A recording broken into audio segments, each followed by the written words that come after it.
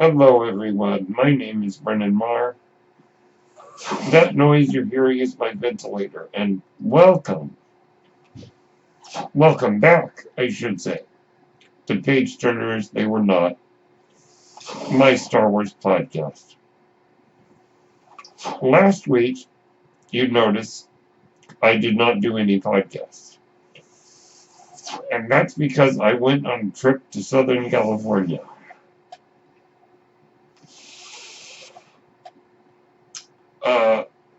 But as I was going there, I realized I absolutely needed to go to Galaxy's Edge at Disneyland. And so last Tuesday, I did. And let me tell you, it was incredible. I had a great time. Disneyland, oddly enough, was already decked out for Halloween. Believe it or not. They had a big jack-o'-lantern shaped like Mickey's head, which is really cool. I saw quite a few of the characters. Goofy, Mickey and Minnie, Chip and Dale, as well as, I think I passed by Cinderella. I went down, Main Street, USA, which is always amazing. We went through Frontierland. I always like to pass by the ship that goes in the little water channel. I'm drawing a blank on the name of some of these places. But we went along and came to Galaxy's Edge. Now, the entrance to Galaxy's Edge is cool because it's a tunnel. It's about 100 feet long. The walls and ceiling are kind of like rock. And it's really neat because when you emerge on the other end of the tunnel, you are immediately immersed in the Star Wars universe. Now, one detail that you probably don't hear a lot of people talking about is the architecture. I mean, maybe a lot of people do talk about it. But one particular detail is how dirty, old, and run down everything looks. That is exactly what Star Wars should be. That is exactly what George Lucas was trying to achieve in the original film. Exactly what the new trilogy is trying to achieve, as well as Rogue One. Trying to achieve this sense of a used universe. And they nailed it at Galaxy's Edge. In fact, I took a picture of a staircase leading up to a doorway that doesn't open, of course. But I just wanted to get a picture of just how tangible it is. It is tangible, of course, because they actually built it, but how reminiscent it is of what Star Wars has always been about. It's kind of like particularly in Star Wars The Phantom Menace, like the slave quarter, where you have those doors and those staircases and everything's all run down and beat up. So Galaxy's Edge is set on the planet Batuu, in a place called Black Spire Outpost. And you really feel that Black Spire is a real place when you go in there, that you have entered Star Wars. Now, really quickly, let me just get two criticisms out of the way. Number one, I don't think there were enough, like, characters in costume. I saw two stormtroopers. I saw a First Order officer. And I did pass right by Rey,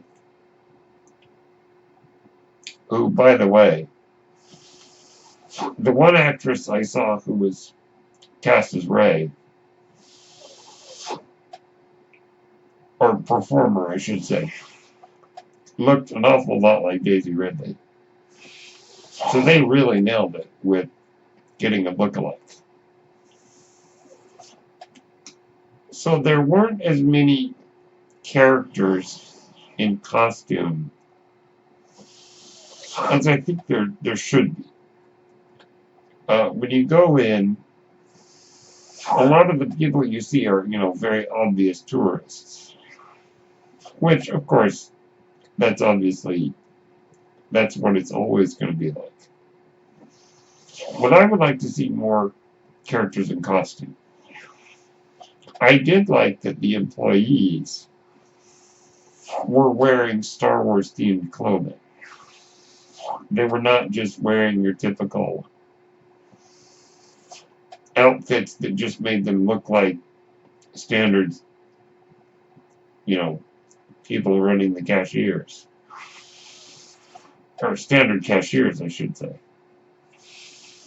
Their outfits were very Star Wars, and I like that very much. But I would have liked to see a few more characters in costume. And the other criticism is it's hard to know where to go. I didn't have the Disneyland app, which a friend of mine just told me about today that I should have had. Okay. Or that it would have made my life easier. There are a couple of signs in the area in Galaxy's Edge, but then not a lot, so it's really hard to know where you are. Case in point, we got in line for what we thought was Docking Bay 7, which is the restaurant.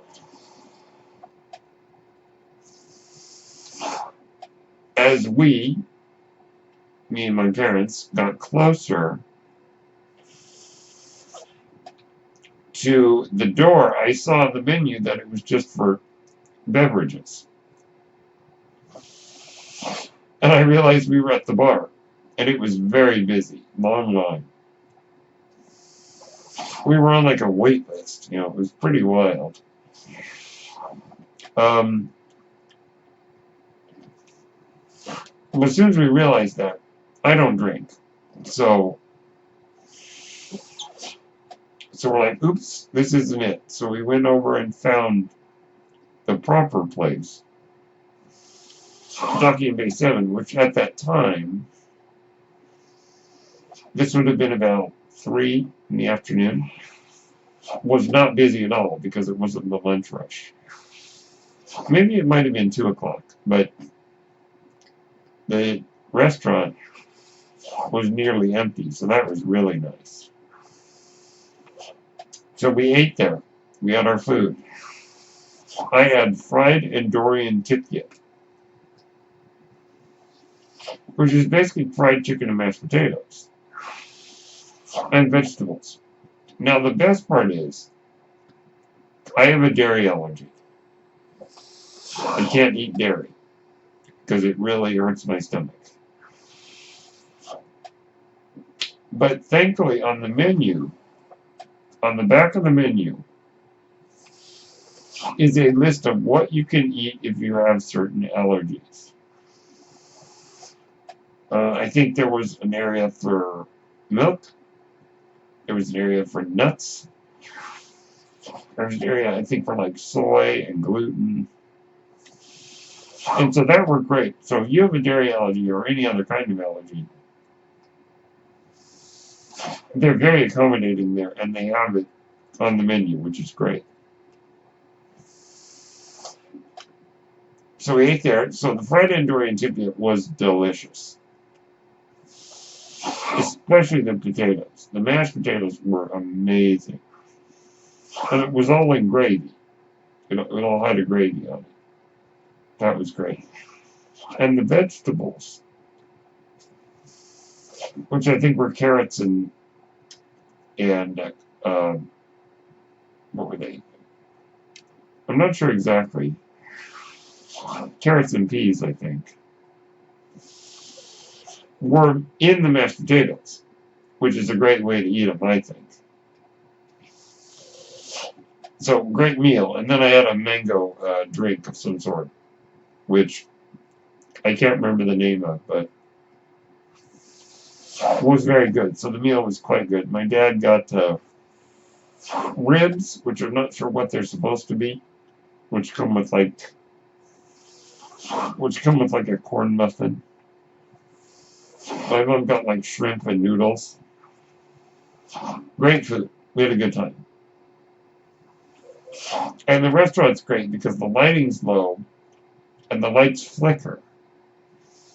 Like you're in a very run-down spaceport diner. And of course the doors look like Star Wars doors that slide open. It's just an amazing place. It's got that dingy low lighting that kind of reminded me of like when Han first met Lando in Solo. So before we got to the restaurant, I had to try the blue milk. And I did. And it was delicious. It tastes like a pineapple smoothie. And it's dairy-free. I think it's made with coconut milk. So it was great. So if you get a chance to try the blue milk, try it. I took a video of it that I will post on my Instagram. In fact, I think I already did. I'll give you the link to my Instagram at the end of this podcast. And on this video, if you listen on YouTube. I also did get one of the Cokes in the thermal detonator shaped can. And we also had to stop by Doc Ondor's Den of Antiquities, which is a store where you can buy Jedi-related items, including lightsabers. Now, you could only buy one item per person. So I bought a Sith holocron, which I will take a picture of and post so you can see it. But next time I go, I think I'm buying a lightsaber. We also checked out the droid store. We didn't buy anything there. I did do a bit of shopping for my nephews and my niece, who are huge Star Wars fans, by the way. I think they're being raised right. And I'm glad I get to play a part in that. So, I can't wait to get to take them to Galaxy's Edge. I gotta tell you, they're 6 and under. I would have loved to have had a Star Wars land when I was their age. I first went to Disneyland in 1990. It might have been before my birthday, so I might have been, let me think now. I might have only been like 4 and a half. But I would have loved to have had it. I also got some nice pictures of the X-Wing and the A-Wing, and there's a First Order transport. And, of course, the big one.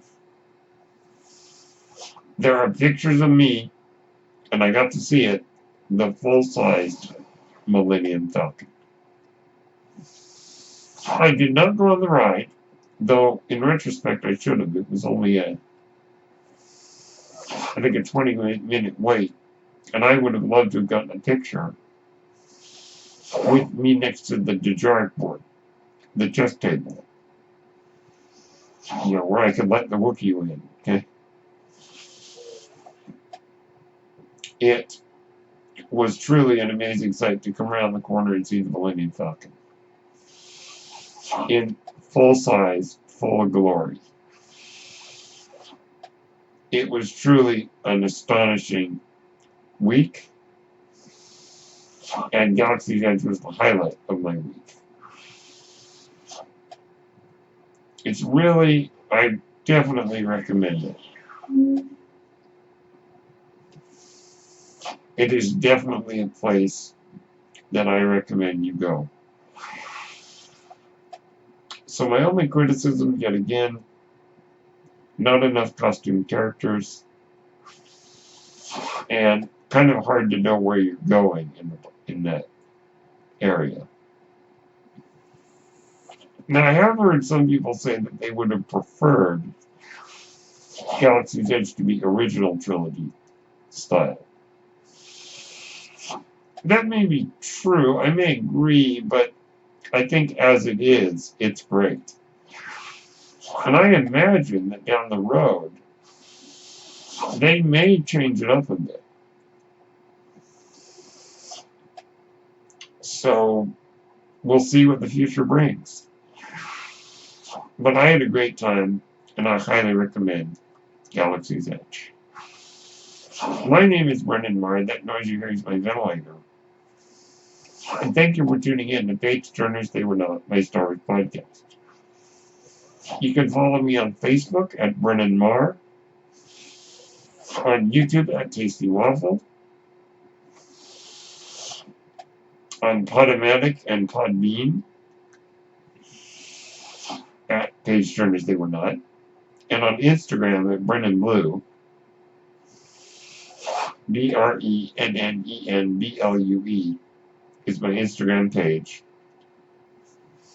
where I will be posting the pictures of my adventures in Galaxy's Edge and Disneyland, as well as my other adventures.